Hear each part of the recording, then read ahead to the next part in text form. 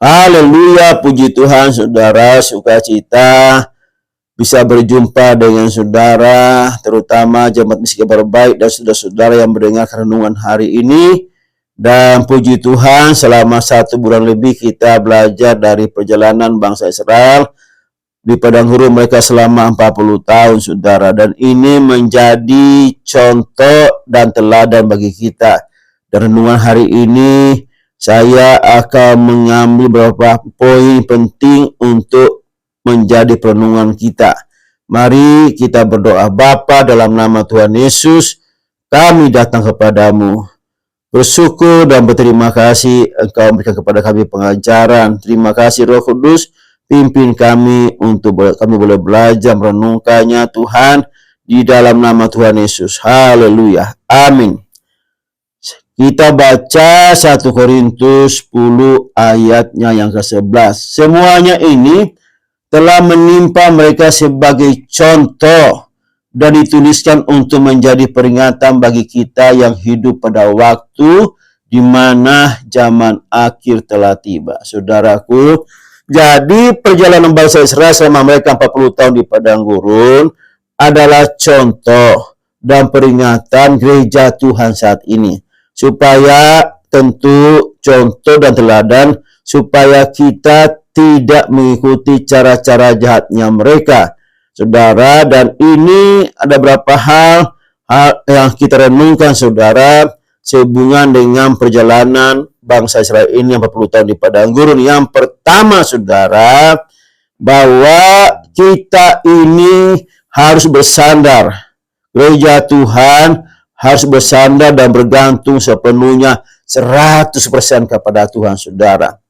Jadi sama seperti bangsa Israel, mereka selama 40 tahun di padang gurun, Tuhan siapkan segala kebutuhan mereka, jasmani mereka, saudara. Tuhan siapkan mana yang mereka tidak usahakan, tidak mereka makan, tetapi tiba-tiba pagi hari sudah ada di sekitar mereka. Tinggal mereka memungut saja. Mereka tidak mengusahakannya, mereka tidak melakukan sesuatu, tapi Tuhan siapkan itu bagi mereka dan semuanya tersedia bagi mereka. Makanan itu, saudara, jasmani itu terpenuhi. Demikian juga saudara-saudara sebagai gereja Tuhan yang berjalan saat ini, bahwa sebaiknya kita ini benar-benar bergantung kepada Tuhan sepenuhnya 100%. Kita punya pekerjaan, kita punya usaha, Tuhan berkati. Tetapi semuanya kita yakin dan percaya, semuanya itu atas kasih Allah kepada kita, yang Tuhan kurniakan kepada kita. Lewat setiap pekerjaan, lewat setiap usaha yang kita lakukan, Tuhan memberkati kita dari sana supaya kebutuhan jasmani kita terpenuhi, saudara. Sebab itu saya tetap menyarankan kepada kita, mari ambil waktu yang terbaik untuk kita berdoa, untuk membaca Alkitab, dan benar-benar hidup kita hanya sesuai dengan kehendak Tuhan. Sebab Tuhan memberikan makanan itu bagi kita dan setiap hari cukup buat kita, saudara. Seperti bangsa Israel, mereka memungut hari pertama sampai hari kelima itu cukup. Dan kalau cukup berarti itu tidak berbau dan tidak busuk, saudara. Tetapi apabila mereka mengambil lebih, maka sisa dari makanan itu akan menjadi busuk dan rusak. Tetapi manakala besoknya hari yang ke-6, hari Sabat, mereka memungut hari itu diperintah Tuhan untuk memungut 2 kali lipat. Apa yang terjadi? Maka manah yang mereka simpan untuk hari Sabtu itu, hari Sabat itu tidak rusak dan tidak berbau. Inilah luar biasa Tuhan kita. Ajaib Tuhan memberikan mana bagi mereka. Ajaib Tuhan memberikan segala kebutuhan jasmani kita setiap hari. Dia cukup, saudara, memberikannya. Matius 6 ayatnya yang ke-11, berikanlah kami pada hari ini makanan kami yang secukupnya. Saudara, demikian firman Tuhan. Yang kedua adalah bahwa mereka dalam perjalanan itu ujian iman sedang berlangsung bagi mereka. Ujian iman, saudara. Di masa-masa yang sulit mereka, Tuhan sedang menguji iman mereka, saudara. Tetapi mereka tetap bersungguh-sungguh, tetap mencobai Tuhan. Jadi mari kita dalam waktu-waktu di mana kita hidup sebagai gereja Tuhan, ada ujian-ujian bagi kita, yaitu menguji iman kita. Yang diuji adalah orang-orang yang punya iman. Jadi orang yang tidak punya iman pasti tidak diuji. Tetapi ujian itu hanya kepada orang beriman supaya kita semakin beriman, supaya iman kita bertambah-tambah. Pertama, Tuhan berikan iman kepada kita. Tetapi selanjutnya, Dia memberikan ujian itu supaya iman kita semakin percaya, semakin kuat, tetap percaya kepada Tuhan di tengah-tengah segala tantangan hidup kita saat ini. Yakobus 1 ayat 2-4. Saudara-saudaraku, anggaplah sebagai suatu kebahagiaan apabila kamu jatuh dalam berbagai-bagai pencobaan. Sebab kamu tahu bahwa ujian terhadap imanmu itu menghasilkan ketekunan. Dan biarlah ketekunan itu memperoleh buah yang matang, supaya menjadi sempurna dan utuh dan supaya kamu menjadi sempurna dan utuh dan tak kekurangan suatu apapun. Haleluya, amin. Saudara, jadi ujian iman itu kita harus bersabar dalam setiap ujian. Kita harus tekun dalam setiap itu. Karena pasti ujian itu akan berlalu. Punya waktu, saudara. Punya masa kadaluarsanya ujian itu. Ujian yang satu berlalu, tetapi Tuhan juga akan datangkan ujian yang lain. Supaya iman kita ini semakin bertambah dan bertambah. Kita semakin kuat. Percaya kita, hati kita semakin diteguhkan untuk percaya kepada Tuhan. Saudara, segala sesuatu pasti ada waktunya. Tuhan berikan kepada kita, dan Dia juga bersama kita. Dia juga akan memampukan kita untuk melewati setiap ujian-ujian itu, saudara. Kemudian yang ketiga, saudara, jadi perjalanan mereka itu di padang gurun merupakan suatu pembentukan karakter, saudara. Selama 40 tahun mereka dibentuk Tuhan di padang gurun, supaya ada angkatan yang siap masuk ke tanah perjanjian. Nah, itulah 40 tahun itu merupakan masa-masa mereka dibentuk Tuhan, saudara. Demikian juga kita ini, saudara, ada berbagai tantangan kehidupan kita selama kita hidup di muka bumi ini. Dan kita harus bersabar, dan kita harus tekun dan bergantung kepada kasih karunia Tuhan, saudara. Saudara semuanya, supaya kita ini semakin menuju kepada Tuhan. Segala pembentukan Tuhan dalam kehidupan kita, segala proses Tuhan yang kita alami sehari-hari, kita sedang dibentuk untuk menuju kepada kesempurnaan. Kita dibentuk supaya kita punya karakter ilahi, saudara. Mari kita membaca Roma 5 ayat 3-5.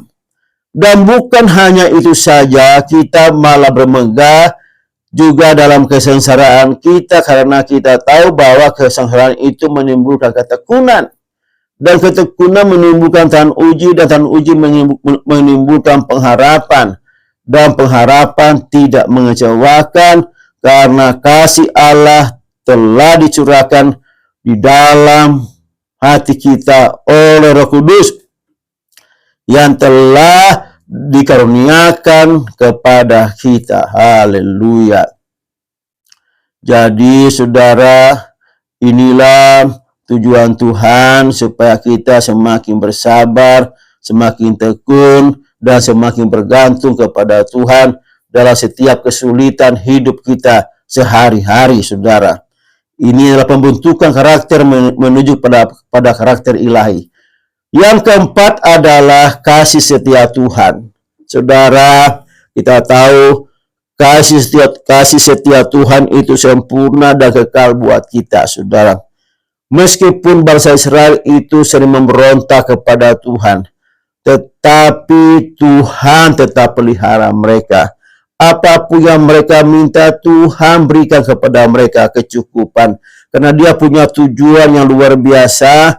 Ini umat ini harus semuanya masuk ke tanah perjanjian, tanah yang dijanjikan. Tetapi ternyata ada sebagian orang yang sungguh-sungguh menyakiti hati Tuhan, maka sebagian orang itu tidak masuk ke tanah perjanjian. Bahwa Dia mengasihi kita, saudara, dengan kasih yang kekal. Dia menyertai umat Kristus saat ini sampai walaupun mereka tetap melakukan kesalahan. Saudara, kita memang tidak luput dari kesalahan kita, tetapi kita tahu bahwa kita punya Tuhan yang mengampuni dosa kita. Mari kita datang kepadanya, sebab setiap kali umat Tuhan itu memberontak kepada Tuhan, tetapi Tuhan tetap mengampuni mereka. Kasih-Nya tetap kekal selama-lamanya. Saudara, kita Mazmur 103, kita baca Mazmur 103 ayat 8. Tuhan adalah penyayang dan pengasih, panjang sabar dan berlimpah kasih setianya. Haleluya, kita punya Tuhan yang luar biasa. Dia pengasih, penyayang, panjang sabar dan berlimpah kasih setianya, saudara. Kasih-Nya lebih daripada hidup kita, saudara. Kasih-Nya lebih diberikan, Dia korbankan anaknya untuk mengasihi kita, supaya kita yang mati dan binasa, kita boleh hidup bersama-sama dengan Dia. Kasih Tuhan sempurna buat kita. Saudara-saudaraku, sebaliknya, jangan lupa bahwa Tuhan juga menghukum dosa. Konsekuensi dosa ialah Tuhan pasti membalasnya, menghukumnya kepada kita. 1 Korintus yang kita baca pasal 10 ini, di sana ada banyak perbuatan jahat yang dilakukan oleh bangsa Israel. Yang terutama mereka bersungut-sungut, mereka mencobai Tuhan, mereka melakukan percabulan dan penyembahan berhala, saudara. Ini sungguh dosa yang menyakitkan Tuhan, saudara. Dan akhirnya apa? Sebagian dari bangsa itu tidak bisa masuk ke tanah perjanjian oleh karena dosa mereka yang sungguh berat di hadapan Tuhan. Dan juga apa akibatnya, saudara? Mereka tertunda masuk ke tanah perjanjian. Pada waktu mereka di Kades Barnea, itu waktunya 2 tahun dari perjalanan mereka dari Mesir sampai Kades Barnea. Itu 2 tahun kira-kira, saudara. Nah, di situ mereka sudah sampai di bagian selatan dari tanah Kanaan.